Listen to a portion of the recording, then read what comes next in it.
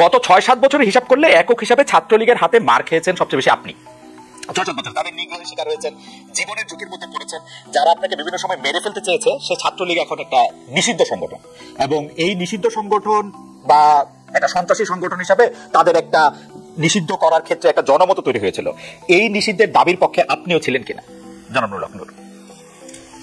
এখানে গণঅভ্যুত্থানের পরে গণমানুষের এতটা এই আওয়ামী লীগ এবং তার অঙ্গ সংগঠন ছাত্রলীগ যুবলীগ সহ এই ফ্যাসিবাদের দোসর তাদের প্রতি ঘৃণা তৈরি হয়েছে, মানুষ আসলে তাদের নামটাও শুনতে চায় না। তো যার ফলে আমরা লক্ষ্য করেছি যে আমাদের নেতাকর্মী সহ বড় একটা অংশের মানুষ, বিভিন্ন রাজনৈতিক দল, তারা বলছে যে যেখানে জার্মানি কিংবা ইটালির মতো দেশে ফ্যাসিবাদের কারণে মুসলিনের পার্টি কিংবা হিটলারের নাৎসি পার্টি নিষিদ্ধ হয়েছে, সেখানে বাংলাদেশে আওয়ামী লীগ এবং আওয়ামী লীগের যে সবচেয়ে সন্ত্রাসী প্রতিনিধিত্ব করি। কাজে আসলে ওই আপনি যেটা বলছেন, আমরা রাজনৈতিক দল হিসেবে অবশ্যই আমরা সকলের প্রতি সহনশীল, সংখ্যাগরিষ্ঠ মানুষের স্বার্থ চাহিদার পাশাপাশি সংখ্যালঘু মানুষেরও নিরাপত্তা, তাদের স্বার্থ দেখাও রাজনৈতিক দল হিসেবে এবং দেশের একজন সচেতন নাগরিক হিসেবে আমাদের দায়িত্ব এবং কর্তব্য।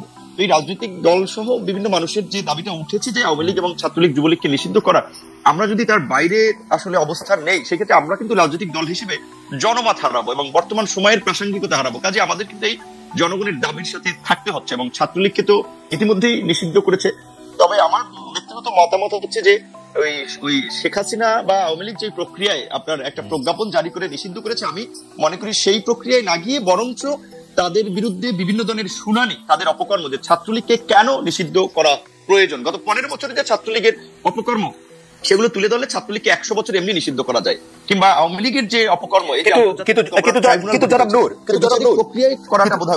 কিন্তু জনাব নূর, প্রজ্ঞাপন করে যদি নিষেধই না করা হবে, তাহলে এই সরকার বা এই সরকারের লোকেরা এত সেন্সিটিভ কেন ওই অঞ্চল ওই পক্ষের কোন একটা কথা শুনতে? যেমন ধরেন, আমি আমার উদাহরণ দিই, গতকাল আমি ছাত্রলীগের নিষিদ্ধ ঘোষিত ছাত্রলীগের সভাপতি সাদ্দাম হোসেনকে ডাকলাম।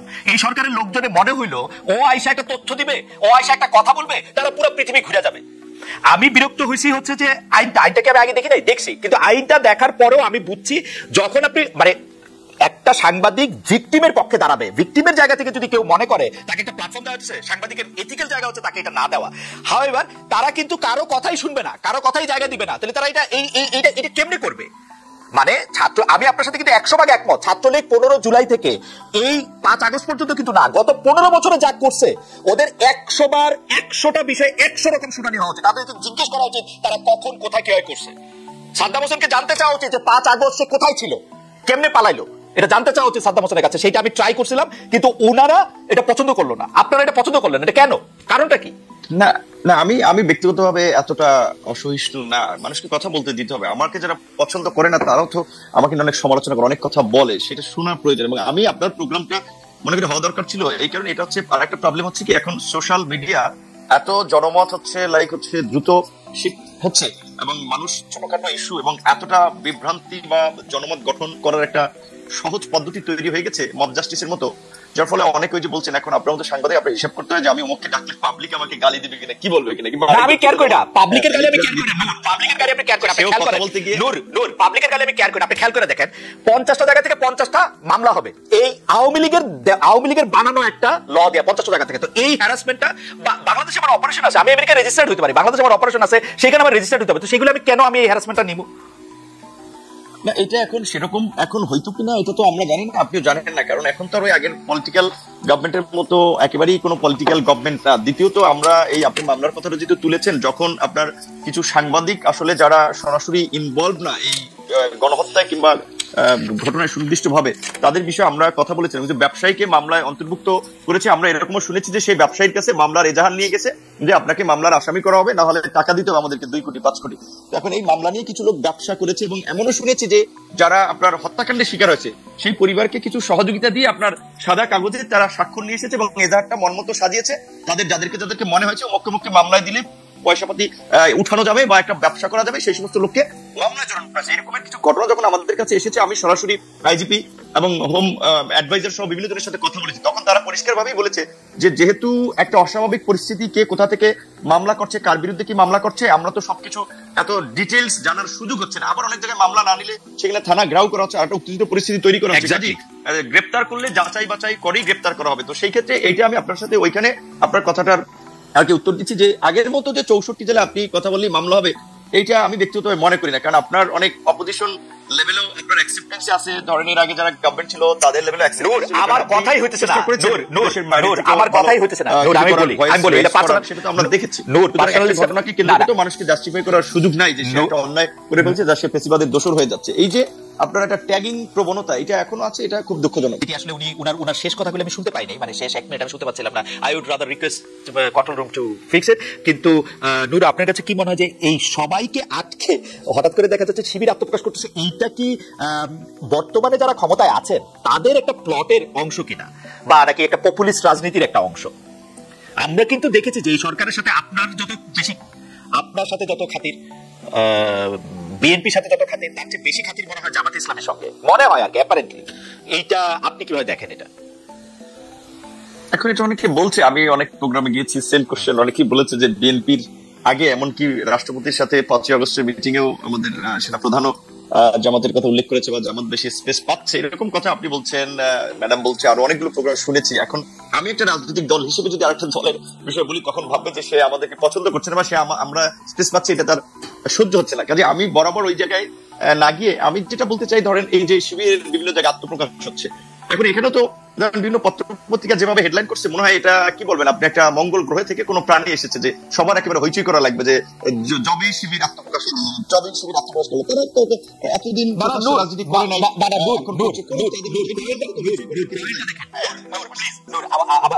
দেখেন, বাংলাদেশের রাষ্ট্র ক্ষমতায় যদি জামাত ইসলামী আসে, বাংলাদেশের অধিকাংশ লোকজন যদি তাদের চায়, আমার কিন্তু কোনো অসুবিধা নাই, বাংলাদেশের শিবির আসো। প্রবলেম হচ্ছে আপনি অন্য জায়গায় ছাত্র রাজনীতি করতে দিবেন না, লেজুর ভিত্তিক ছাত্র রাজনীতি বন্ধের কথা বলবেন, কিন্তু শিবিরকে আপনি কেমনে কোয়ালিফাই করেন যে লেজুর ভিত্তিক ছাত্র রাজনীতি? এটা কথা সঠিক যে ধরেন দীর্ঘদিন ধরে তো এখানে ন্যাশনাল ইন্টারন্যাশনালি একটা ন্যারেটিভ তৈরি করার চেষ্টা করা হয়েছে যে আওয়ামী লীগ একটা সেকুলার পার্টি, আওয়ামী লীগ একটা অসাম্প্রদায়িক চেতনায় বিশ্বাস করে, কাজী আওয়ামী লীগ ক্ষমতায় না থাকলে এইখানে ধর্মান্ধ বা উগ্র গোষ্ঠীর উত্থান হবে এবং একটা সাম্প্রদায়িক পরিস্থিতি সৃষ্টি হবে, যেটা এই সরকারের পতনের পরপর ইন্ডিয়ান মিডিয়াগুলো খুব জোরে সোরে প্রচার করেছে। এবং ট্রাম্পও দেখেছেন যে নির্বাচনের আগে কিন্তু স্ট্যাটাস দিয়ে টুইটারে বলেছিল যে বাংলাদেশের মাইনরিটি, বিশেষ করে হিন্দু খ্রিস্টান এদের উপরে নির্যাতন হচ্ছে। অথচ আপনি যদি দেখেন কিছু হিন্দুদের ঘটনা এসেছে, যদিও সেগুলো পলিটিক্যাল, সেগুলোর সাথে রিলিজিয়াস কোনো সম্পর্ক নাই, আর খ্রিস্টানদের সাথে এরকম কোনো ঘটনাই ঘটে নাই। তো এই যে এখনো ওই যে আমরা শুনেছি যে $3 বিলিয়ন আপনার ইনভেস্ট করে জয় লবিস ফার্ম তৈরি করেছে এগুলো করানোর জন্য, সেগুলো তারা করছে। সেখানে নিত্যা ম্যাডাম যেটা বলেছে যে ঠিক, যে এখন যদি এটা যারা সরকারে আছেন কিংবা আমরা যারা রাজনৈতিক দল কিংবা বড় একটা অংশের স্টেক হোল্ডার আমরা নেতৃত্ব দেয়, তারা যদি না বুঝে বা এগুলো যদি একটা সহনশীল সমাজ এবং পরিস্থিতি তৈরি করার চেষ্টা না করি, তাহলে তো ওই যে আপনি যেটা বলেছেন ওই থিসিস অ্যান্টিথিসিস বিনির্মাণ করতে গিয়ে আমরা মূল ইস্যু থেকে দূরে সরে যাব। যেটা আপনি বলছিলেন যে আপনার কথায় নিত্যা ম্যাডাম যেটা জোর দিয়ে খুব বলেন, আমি মনে করি যে সরকার ভুল পথে হাঁটছে, সরকার সঠিক পথে হাঁটছে না। তবে একই সাথে আবার ওই নিত্যা ম্যাডাম যেটা বলেছে, এটা অবশ্যই এই সরকারকে আমরা ভুল পথে চলতে দিতে চাই না, এই সরকারকে আমরা ব্যর্থ করতে চাই না, কারণ এই সরকারের ব্যর্থতা আমাদের সবার জন্য একটা নতুন বিপর্যয় ডেকে নিয়ে আসবে। কাজে এই সরকারকে সফল করতে হবে। এবং এটা ঠিক যে আমার কিংবা নিত্যা ম্যাডামের কিংবা আপনার এই সরকারে যারা আছে তাদের সাথে অন্তত পরিচয় আছে, জানাশোনা আছে, অন্তত তাদেরকে একটা কথা আমরা বলতে পারবো, ভাই এটা করতেছেন, এটা সঠিক হচ্ছে না, এটা ভুল পথে হাঁটছেন, তাদেরকে সঠিক পথে রাখা লাগবে। যার জন্য আমরা বলছি একটা জাতীয় সরকার হলে, জাতীয় ঐক্যমতের সরকার হলে তাদের জন্য ভালো হতো। এখন সরকারেরও আবার কিছু কাছের লোকজন বা সরকারের মধ্যে আছে, তারা একটা প্রতিযোগিতা করতে গিয়ে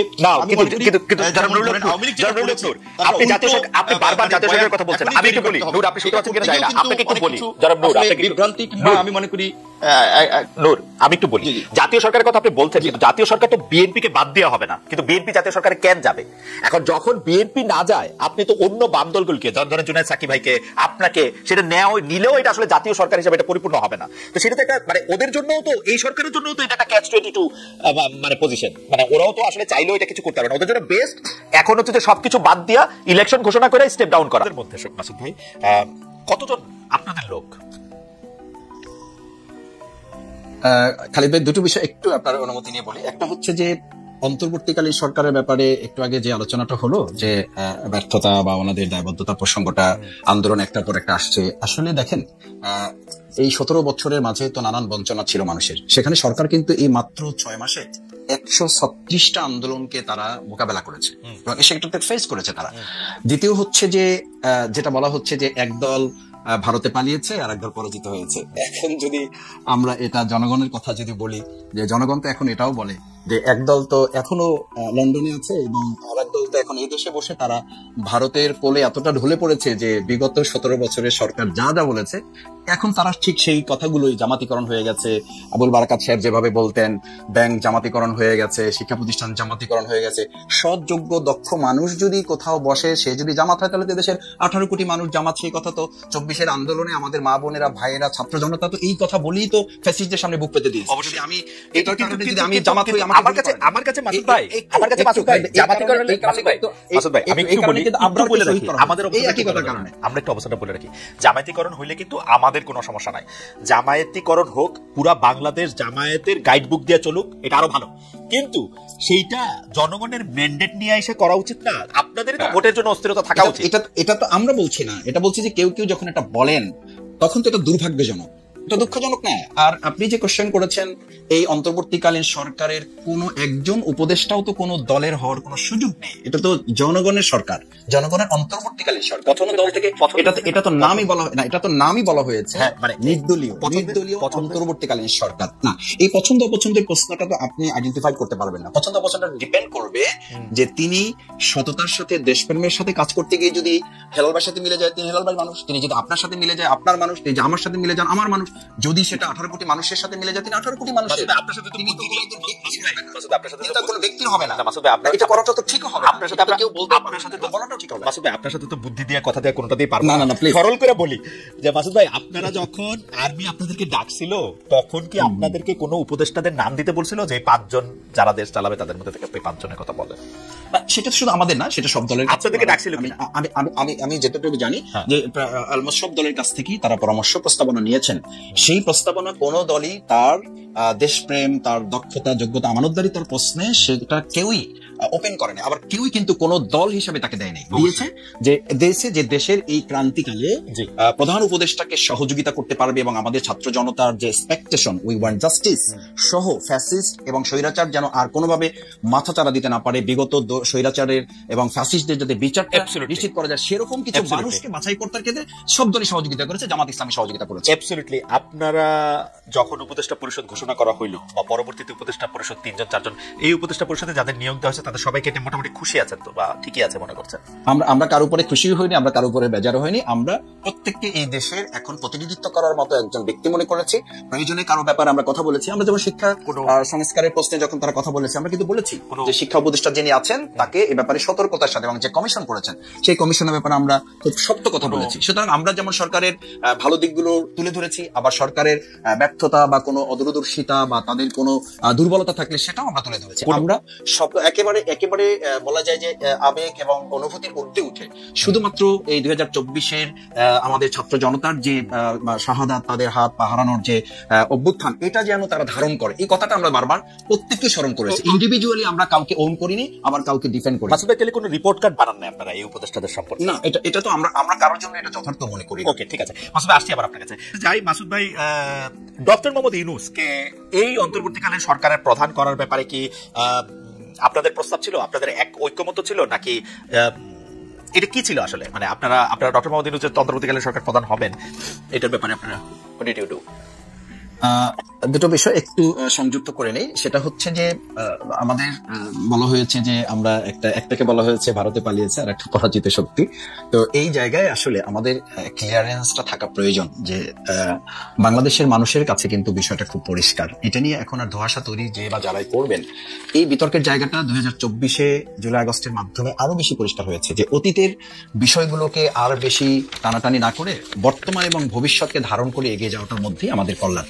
আমার মনে হয় সেই জায়গাটা পিছনে ফিরে বারবার যখন আমাদের আর কোনো রেকর্ড বাজাবার সুযোগ নেই, আমাদের যারা মন্ত্রী ছিলেন, আমাদের যারা সংসদ সদস্য ছিলেন, ইভেন দো আমাদের যারা রাজনীতিতে ফাঁসির মঞ্চে গিয়েছেন, কোন অন্যায়ের কাছে আপোষ করেন নাই, তাদের কোনো ভিডিও পাওয়া যাবে না, রেকর্ড পাওয়া যাবে না, অডিও কল পাওয়া যাবে না, অথচ এরকম ভিডিও কল পাওয়া যাবে বা অডিও বার্তা পাওয়া যাবে, সেরকম বিষয়গুলোকে সামনে রেখে তো এখন জনগণ ভাবছে যে আবার একদল ভারতের অনুকম্পা নিয়ে 16 বছর থাকার চেষ্টা করেছে, অঙ্গরাজ্য বানিয়েছে, ইলিশ মাছ আমরা খেতে পারিনি, তাদেরকে পাঠানো হয়েছে। আবার এখন ঠিক একই কথা বলে জামাত ইসলামীকে ওই সময় যেমন দাবিয়ে রাখার চেষ্টা করা হয়েছে, বিতর্কিত করার চেষ্টা করা হয়েছে, জনগণ থেকে আলাদা করার চেষ্টা করা হয়েছে, ঠিক একই কথা যখন যদি আমি বলি, তাহলে আমাকেও তো জনগণ ধরে নেবে যে আমি বোধহয় সেই একই পন্থা অবলম্বন করে আবার বাংলাদেশকে ওই একই রাষ্ট্রের করদ রাজ্যে বা অঙ্গরাজ্যে বা তাদের অনুকম্পা নিয়ে বোধহয় আমরা আবার ক্ষমতায় যাওয়ার একটা ষড়যন্ত্র বা একটা পরিকল্পনা আমরা করছি। এটা যথার্থ হবে না এবং এই জায়গাটা দেশের জন্য কল্যাণ হবে না, সেটা আমাদের সকলেরই স্মরণে রাখা প্রয়োজন।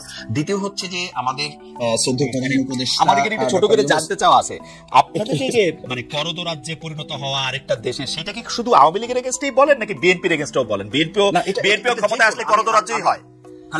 এবং আপনাদের এই বয়ান কখনোই চেঞ্জ হয় না। 1971 সাল ছিল ভারতীয় ষড়যন্ত্রের তৈরি একটা কাহিনী, ওই ভারতীয় ষড়যন্ত্র, ওই ভারত বিরোধিতা, আপনারা এটা পপুলিস্ট জায়গা থেকে এই ব্যাপারটা বলতেই থাকেন।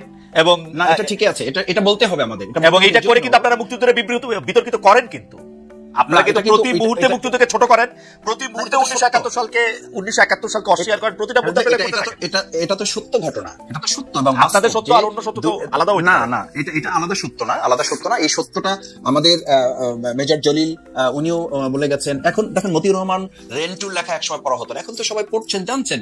কর্নেল রশিদ সাহেবের লাইফটাকে যদি ধারণ করা যায়, তাহলে ইতিহাসের যে অংশগুলো তিনি তুলে ধরেছেন, এগুলো কিন্তু কেউ চ্যালেঞ্জ করছে না। আমি হাইডসাইড একটা কথা বলি, মানে 1971 সালে যদি জামায়াতের অবস্থা, মানে জামায়াত যেটা চাইছিল সেটা যদি সফল হতো, তাহলে কি হইতো আসলে? মানে ভারত